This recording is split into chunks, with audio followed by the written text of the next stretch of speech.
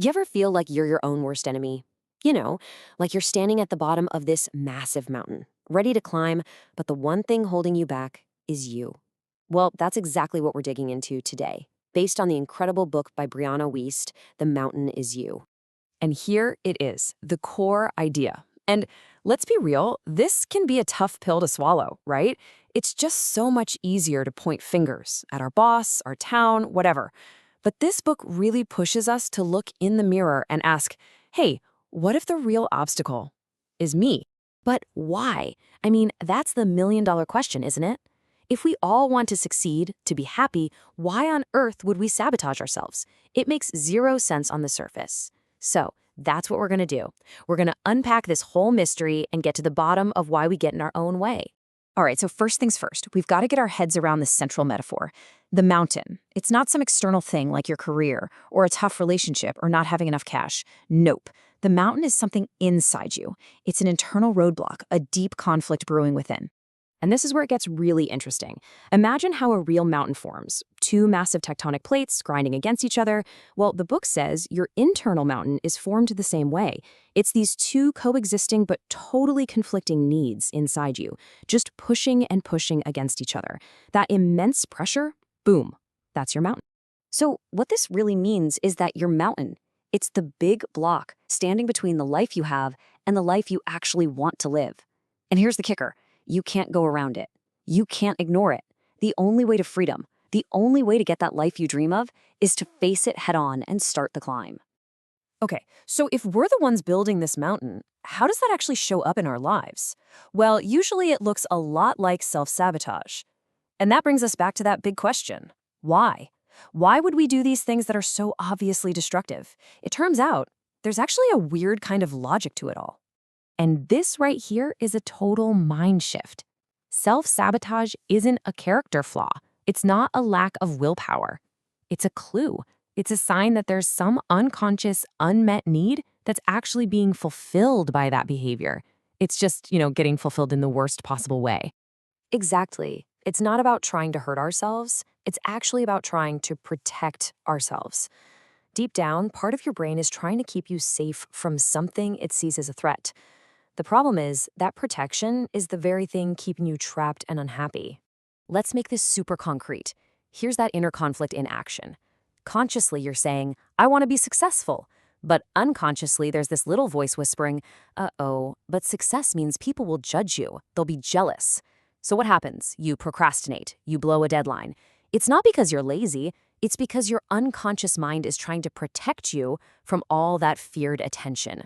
So what do these protective behaviors actually look like in day-to-day life? Let's break down a few of the most common patterns and see if any of these sound a little too familiar.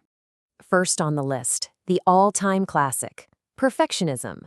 Oh yeah, a lot of us wear this one like a badge of honor, don't we? I'm just a perfectionist. But the truth is, it's one of the sneakiest and most powerful ways we sabotage ourselves. And it's because perfectionism just freezes you in your tracks. If you're terrified of doing something that isn't absolutely flawless, guess what? You'll probably end up doing nothing at all. It stops you from getting the practice, from making those good enough attempts that are actually the only way to get great at anything. All right, next up is a pattern the book calls uprooting. This one's for anyone out there who feels like they're always about to start a fresh chapter. Always moving to a new city, switching jobs, starting a new relationship, always hitting reset. And it feels like you're making progress, right? A new beginning. But really, it's just an escape hatch. It's a way to avoid the messy, difficult work of seeing something through. You're always in chapter 1, but you never actually finish the book. And here's another one that hits close to home for a lot of us, just being busy all the time. But we're not talking about being productive here. We're talking about using busyness as a defense mechanism, like a shield. I mean, think about it.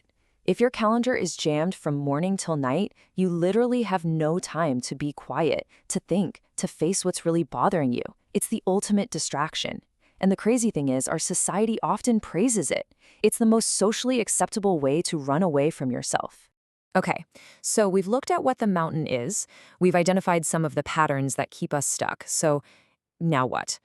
How do we actually start climbing? Well, it all kicks off with one really fundamental choice. And this is huge. The book argues that the greatest act of self-love isn't a fancy spa day. It's looking your life square in the face and saying, nope, I am done with this. It's having the guts to admit something is broken and deciding once and for all that you deserve so much more. So here's a simple 3-step way to start. Number 1, get out of denial. Stop pretending everything's okay when it's not. 2, get crystal clear on what's actually wrong. Be brutally honest with yourself. And 3, you have to make a choice. Either make peace with the situation as it is or commit 100% to changing it. It's being stuck in the middle that's the real trap. Now, this next idea is, for me, one of the most powerful takeaways from the whole book. It's about completely flipping the script on our negative emotions. I mean, what if all those things that trigger you, what if they're not your enemies? What if they're actually your guides? Yeah, this is a total game changer. Your triggers, they don't just show you where you're holding on to old pain, they actually show you what you truly want and need. So instead of seeing a trigger as a landmine to avoid, you can see it as a compass. It's literally pointing you in the direction of your deepest desires. The pain has a purpose. Let's take jealousy, for example. The old way of thinking is, ugh, jealousy is so toxic, I'm a bad person for feeling this. But the new perspective is to ask, okay, what is this jealousy showing me? What does that person have that I secretly, desperately want for myself? See how that works? You turn a so-called negative emotion into pure, useful data for your client. And as we bring this all together, there's a really important thing to remember. To get this new life, it's going to cost you your old one. You have to let things go. And that can be scary, for sure. You might lose old habits, old ways of thinking. But the key is this. You're not losing yourself. You're just losing what was built for a person you aren't anymore. Ultimately, the journey up your own mountain is a personal one. The challenge is absolutely real.